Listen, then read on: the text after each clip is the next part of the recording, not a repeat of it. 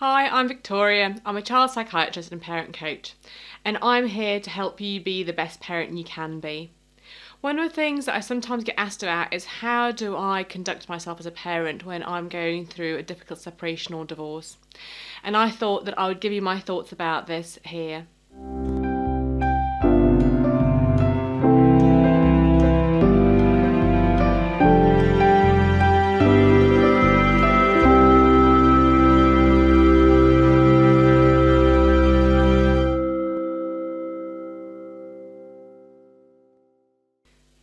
The important thing to remember is that you need to be honest with your children, but the degree of honesty is the thing that needs to be balanced.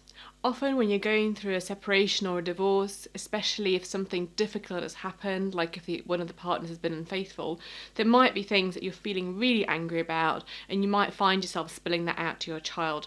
And that's not what I mean by honesty, because actually, those are adult details, and they really should not be put upon the child if they're not quite able to deal with what's happening. It depends on their age, but I would say that even with older teenagers, it's best not to give them a huge amount of detail of what's happening. What I mean about honesty is more being clear with the child that the relationship is ending or has ended, and that you're now looking at ways in which you as parents will live separately.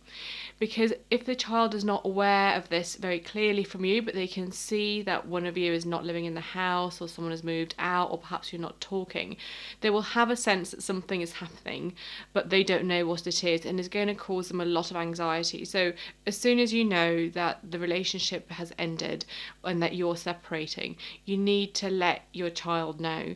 And if that does change and you renegotiate a way of getting back together again, then you can go back to your child and say, actually, we have spoken about this and this is what we have decided.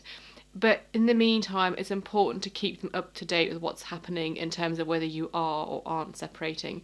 But to keep the details of exactly why, or perhaps the different feelings that you feel, really to yourself and to an adult support network.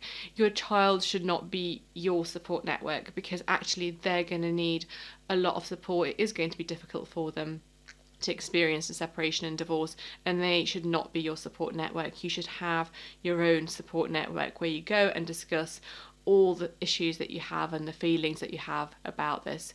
So that's one of the other things that's really important to do, is to ensure that you have other adults around you who can support you with the things that you need, so you're not relying on your child. The next thing I want to talk about is making sure that you are present with the child.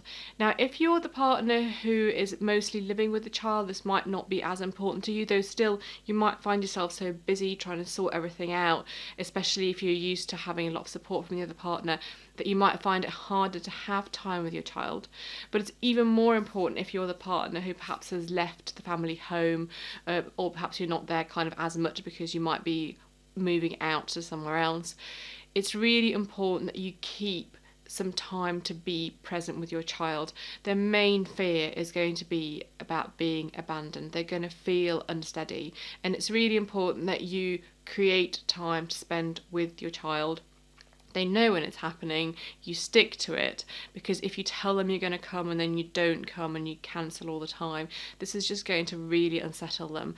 So though you will have a lot to think about practically as an adult when it comes to separation and divorce, and you might not particularly want to see your partner if you've left and you need to go back to see your child, it's something that you will have to deal with. So you will need whatever support that you need to put you in a situation where you can meet with your child, because this is going to be vital to them getting through the divorce in a positive way, that they know they can rely on you to continue to care about them and to think about them.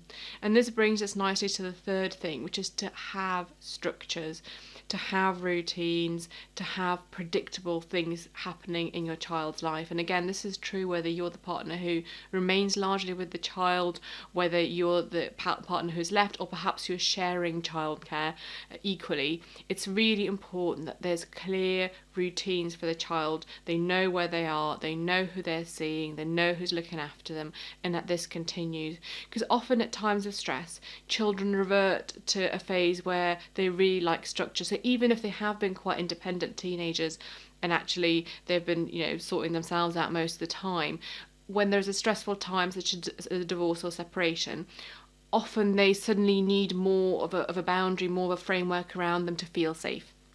And what you can do is you can provide very clear structure and routines for them so that they know they're going to be okay. It doesn't have to be for a long time, but often in the sort of peak of separating, when emotions get really high, that really clear boundary and daily routine can really help your children just get over the very, very difficult change in the family dynamics, because actually your family routines are going to be changing because of the separation that's happening. So it's really important to establish new ones that your child can get used to and can feel comfortable with, because that's going to make them feel safe. So, just to look back on that, please do be honest with your children if there is a break in the relationship, but keep the adult details for adults in your life, and ensure that your child is clear about what's going to be happening with them, where they're going to be staying, that they're not left wondering, because often in the process of divorce and separation, the two things that really affect children is knowing too much about their parents, which is not necessary at all really for their mental well-being. It's something they can come back to when they're adults if they really want to know the nitty-gritty of what happened.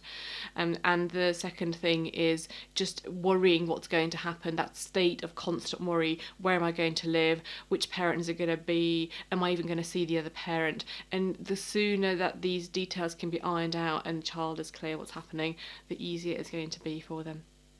Thank you very much for listening, and I'll see you again next week when I'll be answering another question. If there's something that you want to hear about, then please do ask me. I'm here to support you as parents to be the best parents that you can be.